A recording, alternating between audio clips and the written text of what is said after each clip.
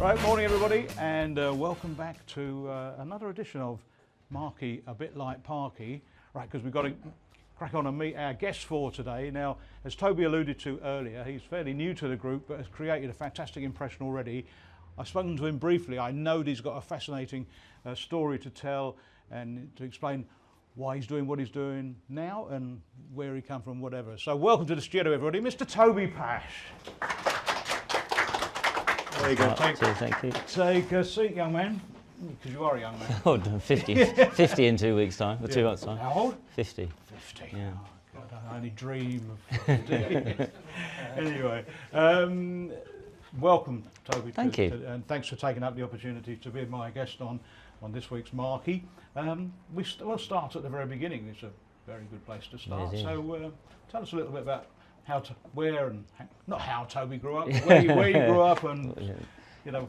I'm a little bit of backstory. I'm actually a local boy. I was born and raised in Turling, so not far away. I sort of spent went to Gosfield School in Gosfield. And then at the age of 13, because my parents loved me so much, they'd sent me to boarding school. So I went to Framlingham College for 5 years, which I loved. I really enjoyed that. I did a bit of travelling. I went to uni. I did a bit of guitar college as well. Went to the Musicians Institute in London. No, stop right. Okay, yeah. So there's all these little secrets creep out now. Yeah, so yeah. which band were you in? Which hits have you had? Come on. Nothing so grand yet. No, I was in a few bands, but really just sort of party bands. But I love guitar. You know, music's a big thing of mine. I've got a lot of them as well. Have you? Yeah. So I play pretty regularly. But yeah, I'm a living room rock star now. Not on the stage or anything like that. So heavy metal, grunge, what you know?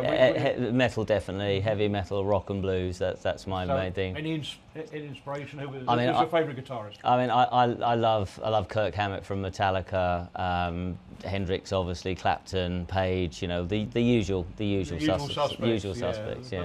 But I mean, I grew up in that era. It's like my parents. It was like, no, it's just noise. Yeah. And then 60 years later, there's just gods of music. They still are. They're Beethoven's and Bach's of their era. Yeah, they're incredible. Exactly. So, going to boarding school from Gosford, I know Gosford pretty well. Yeah. But going to Fram, what was that? Fram it gave me an incredible opportunity. It's a beautiful school, a beautiful location. It's an incredible school, incredible location. You know, I was able to do all sorts of incredible things, loads of amazing trips abroad, and you know, even things like, you know, the cadet force that I joined for the first 3 years there in the RAF. You know, some of the exercises and camps that we went on were amazing. But the education was second to none, because I'm not exactly the brightest tool in the shed, and I managed to get my qualifications. But yeah, it was the pastoral care there and so on, and it's, in a way, it's a little bit like what I do now. You know, the encouragement, that accountability, that sort of the coaching that you get. It's not just teaching, it's coaching as well, you know. So if you weren't going to be a rock star straight out of Fram, you know, or any other Suffolk-based artist of the modern era, what came after that? So when I got back from travelling, I didn't really... Oh, okay, back from travelling. Just can't skip over that. Where did you go? So I went to, after school and college and so on, I took a year out, and I worked for, you know, the summer holidays and so on, just getting some money. And I got a round the world ticket, went to Australia for 3 and a bit months, then on to New Zealand, went on to Fiji, Tahiti, the Cook Islands, Hawaii, and America. So, but the bravery to do that at 18, I think. Yeah, 19. 18, 19. It's like, it takes something to go and say, do you know what, I'm just going to get up and go round and see what the world has to offer. It was really good, actually, and you know, I had a few jobs when I was over there as well. I worked worked in a car wash, a hand car wash. I worked in a convenience store. I also worked as a cleaner in a school in Melbourne as well. You know, I mean, my oldest son did pretty much the same, but slightly older, and he managed to find jobs almost instantly, he landed in Sydney, and within 24 hours he was meeting and greeting on a Sydney Harbour boat. I mean, it was the opportunities to do that. It is. It's an incredible. The network out there. I'm not entirely sure what it's like now. I think maybe the working criteria in visas might be a little bit stricter now. Yeah. But I also did. I got some sort of free nights accommodation in the hostels that I was staying in. So if you offered to do the washing up or make the beds or change the linen or whatever like that. But that's a cultural mindset, isn't it? Yeah. Of giving people opportunities. Yeah. Okay, well, you muck in and we'll help you. Yeah. So if you did the washing up for breakfast, lunch, and dinner, you get a free night stay. Yeah. Basically. So So, favourite place of all those? I mean, it's probably an unfair question. Yeah, I mean, there were so many. It was a bit strange, really, because sort of towards the end of the trip, there's only so many tropical beaches you can see. You know, I know that sounds so boring. Yeah, I know. It sounds bad, doesn't it? But I think Australia for me was incredible. New Zealand as well, but I loved Kakadu, which was the huge the national park in the Northern Territories, which is apparently the same size as Wales. So it gives you an idea. It's the benchmark for everything, isn't it? Yeah. How does it compare to Wales? Yeah, exactly. But apparently it is. I was there it's a huge place with all the crocodiles and all that sort of stuff, and it was genuine wild sleeping in the jungle. So it must have been tough to come back, was it? Yeah, it was. I mean, I got back in the August and basically went straight into work in the September. And that was actually the start of my career, really, because I went into my family business. I had no idea what I wanted to do, really. So I went into the family business and I never left. Which was? It's a business called Sharon Lee Limited. So based in Braintree. Well, it originally started in Southend, moved to Whittam and then to Braintree. And I was, I didn't really know what I wanted. As I said, I didn't know what I wanted to do. And what was the business designed? We essentially manufactured, wholesaled, and decorated headwear. So baseball caps and beanie hats. But we did it on large scale things. So at the time that I joined, the business was working for people like Wimbledon, Lord's Cricket Ground. Did a lot of like Pepsi, Coke, and that type of sort of sponsorship.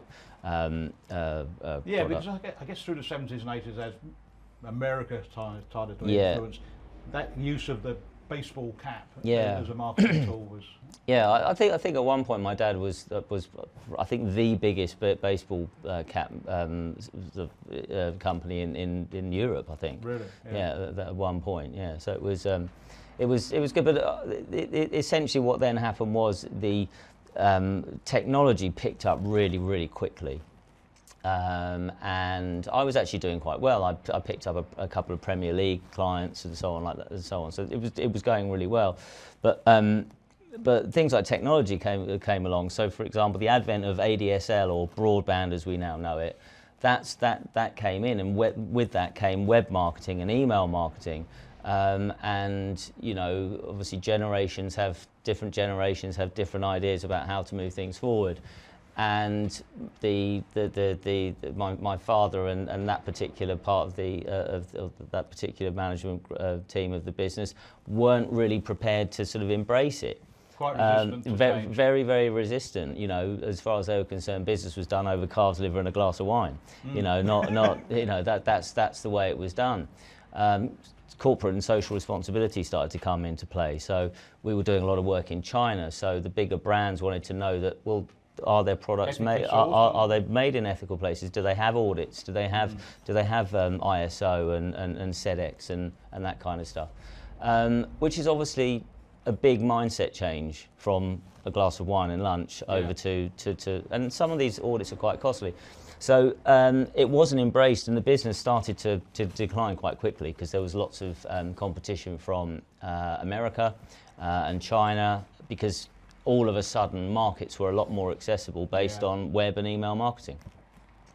So just transfer of data, you could send logos and branding and get things printed up in China. This is exactly it. So the factories that we were working with in Korea and China and Taiwan, we would send bromides of the printers in here. Bromide, that sounds very... we would say proper colour separation bromides, or maybe a decent printout, and or a floppy disk, and we'd FedEx that to Korea. So if someone wanted a sample, you'd be look of what their logo looked like on that particular product, it would take weeks, because it would take 4 days for the logo to get there, the actual physical Federal Express envelope. So yeah, it was. I forgot my. The business kind of started to decline. Did you then try and rescue it, or did you move away? What was the next step? It was one of those things where we were losing a lot of clients purely because there was CSR. Yeah, the CSR price as well. You know, there was a big price competition. There was very much the sort of the attitude of, well, if you know this is the price you pay, or bugger off, basically. That was it. But that obviously doesn't get you very far. Well, it can do, but not all the time. Not all the time. So. The retirement happened early for my old man, and you know, this is no disrespect to him. He built an amazing business and was very, very successful, but it was in a pretty bad way. And so I took the business over and I ran it for about 3 years, and I had no idea what I was doing. Even after being in the business for a while. Yeah, because it was very much, he was very autocratic. So, you know, he kept everything to himself. And this is something that I basically work with my clients now, is don't keep it to yourself. You know, you share it with your teams. But, which is fine, that's the way he did it. Yeah, we worked for I worked for about 3 years, and we sold more, but we made less money. Margins were smaller. Yeah, margins were smaller because I was trying, because I didn't understand the mechanics of business. I just thought, you know, well, I'll buy it for £1, I'll sell it for 120 as opposed to 150. I didn't recognise how that would reflect in margins, and then overall cost profitability and cost analysis across the business. It was I just had no idea, and I think. Towards the middle part of year 3, we were looking to make a So was this within the last 10 years? No. This was in 2011. We were looking to probably make a loss of about 200 grand, and we were turning about 1.2. And I had my house, which was bridging the business. I had debentures over the stock and all of the machinery. I had personal guarantees. I had overdrafts. It was real. You were in up to here. I think we were probably a few months away from going pop, which would have been a disaster. So were you employing people? How many people were employed in that?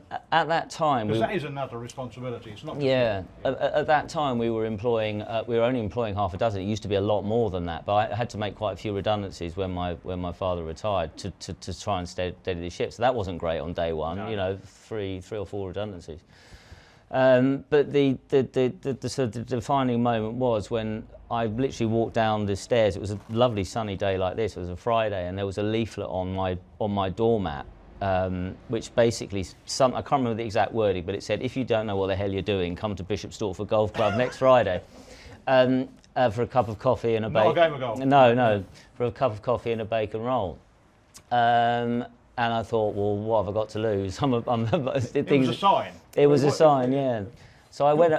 Good targeted leaflet work. Right? It was, yeah, from my now business partner. So this is the thing. So I went to Bishop Stortford College, Golf Club, and Nick Ruddle, action coach, was there standing at the front. There were 20, 30 other business owners. Worried business owners, probably not as worried as I was, but worried business owners. And within about 6 or 7 minutes, my jaw was on the floor because I realised I knew what I didn't know.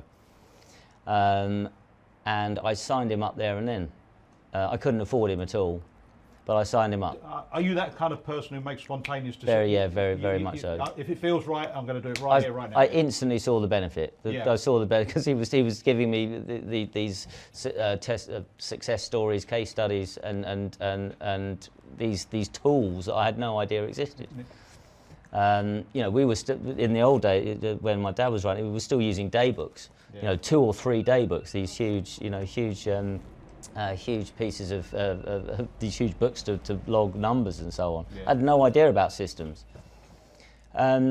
So this is well. That's probably a phone in the background. And so anyway, signed him up there, and I couldn't afford him. And I basically did exactly what he told me to do. And in 2.5 financial years, we'd gone from 1.2 million losing a couple hundred grand to 2 million and breaking even. which wouldn't seem massive, you know, obviously 40-50% increase in turnover. Yeah. But actually not losing money. Well, we broke even by 14 quid. Honestly, it was a black number by 14 quid. And it was that 14 quid was like winning the lottery. Right. It was literally like winning the lottery. And I'd managed to get rid of my house as collateral. Yeah. All the debentures had gone, all the personal guarantees had gone, and the overdraft had gone. I mean, that was done in 2.5 financial years just by doing what I was told. But the secret is obviously, I presume, and I'm no business coach, is cash, right? So how did you manage to keep enough cash in the business? Well, I'm sure a lot of business owners face that kind of ebbs and flows of cash in and out of the business. I mean, the clue was really in what I said a moment ago, which was buying something for £1, selling it for 1.2 when it should be 1.5. Yeah. We sold it for 1.5, 1.6, 1.7. There was still a market at prices that you didn't think existed. Exactly. So I did what I now tell my clients to do, which is to put your prices up. Yeah. You know, you don't be a race to the bottom. You know, it is a race to the bottom if you start cutting, because you don't realise, especially if you're working on marginal product, you know, that 1 penny reduction, that 2 penny reduction in the margin of what it affects on your bottom line is incredible. Yeah, I mean, I saw the action coach model as a part of a game that I used to present to young people called leverage. Yeah, that's it. Yeah. You know, it's the aggregated benefits of marginal gains. Yeah. 1% here, 2% there. All of a sudden, it just feeds on itself, and that compounding effect. Anyway, moving away from the business, what do you do for fun, Toby? Is music still a big part? Music's a big part of what I do, of my life. You know, I go to lots of gigs. I'm a massive tribute band follower. I went to see a Biffy Clyro tribute band on Friday. I'm off to see a Green Day one in a few weeks' time. So, and you know, there's some. They are really good. I was a bit of a snob until recently, and again, no, they are really good. These people. They really are. They're fantastic. They make it their life. Yeah. So you know, everything is note for note perfect. You know, it's great. So I love that. But I also love going to see the actual bands as well. I go to a few festivals, Download Festival, Bloodstock Festival, sometimes Reading and Leeds sometimes, but. Yeah, that's it. I play a lot of squash. So I'm a member of a squash club, Earlscombe Squash Club, and so I play 3 times a week there, which is good. You're a fit 50. Yeah. Well, my shoulder's not fit at the moment. That's hurting a bit at the moment. So, what aspirations and dreams have you still got? I mean, you're still a young man. Come on, so you've got plenty of years left in your toe. I mean, you know, I love doing what I do. I love doing what I do. I want to work with more family businesses. I want to help them not make the same mistakes that our family business did, because ultimately I sold my family business, which whilst in a way it was brilliant. It was a great thing to do, to be able to do it. It would have been lovely to have proper succession planning put in place that goes in from generation to generation, and I think that needs to. You know, my business was going from 1947. I wasn't obviously from the start, but it was going a long time. But I had no one to take it over. Right. I'm not saying that needed to be a family, and I'm not saying that I made I'm not saying that I made the wisest. So does the company exist in its? It does, yeah. It still exists. It still exists. So that you sold it? Obviously. Yeah, I sold a lock, stock, and 2 smoking barrels. You know, the whole thing. And because you know my son wants to be in the music industry, my daughter wants to be a criminologist, so none of them want to embroider baseball caps. Baseball caps anymore. Exactly. So, which is the most popular baseball cap? Oh God! I mean, what's number one in the baseball cap? Well, I mean, it's not necessarily the actual it's the sort of the volumes. I mean, some of the volumes that we did were huge. I mean, I don't know whether I should say the actual brands, but we worked with one particular workwear brand, and we would do sort of 2 or 3 containers every season for them, 40-foot containers. So. Which is in number terms. That's tens of thousands. There's 90,000 caps in one 40-foot container. Right. Okay. Yeah. So it's quite. So there's a lot. Yeah. We work for some big high street brands as well. So Boohoo, ASOS, Topshop, Urban Outfitters. I think it's the sort of thing that we completely take for granted. And it's only when you stop and think about where did this particular product, how was it designed, how was it conceived, how was it manufactured, delivered, and sold. I mean, it's just we take so much for granted. That's right. Yeah. So, well, I think we've just about run out of time. But any other messages you got for the group? You know, what if single best business tip, courtesy of Toby Pash? Plan. Make plans. Make plans. Make them visible. There's Lucy, you mentioned something as well with regards to talking about equations, and we have one called B times do equals have. So we all know what we want to have. We all know that we have to do something to have it. But are you prepared to be and become and believe who you need to be to have what you have? You know, we can all do it. Everyone can do it. We can all go out there and we can all be the, you know, we can fake it or make it, whichever. But do you want to become the best business owner? Do you want to become the best photographer, the best chat show host? That's a long way to go. Yeah, you have to believe it. You have to become it, believe it. I think there's a challenge in actually identifying what you either want to have or need to have personally. Absolutely. I think that's not an easy part of that equation to decide. Yeah. Do I want the 6-bedroom house? Do I want the £1 million? I think as well is, you know, if you want the big houses and cars and everything, I think that's fine. But there's a lot more important things than that. Well, I think you discover that as you get older. Time as and well. health. Time and health, yeah, exactly. And I think, you know, certainly for younger business owners and younger entrepreneurs, excuse me, you know, think about what time you want to get back, because you're slogging your guts out now. You know, by the time you're 50 years old, it goes so quickly. You know, what time do you want to actually claw back, you know? And if you were starting out, would you encourage somebody to get a coach or somebody to hold you accountable as early as possible in that process? And I'm not just saying this because I am one. I'm saying I'm teeing you up to say it. Yeah, because I did that.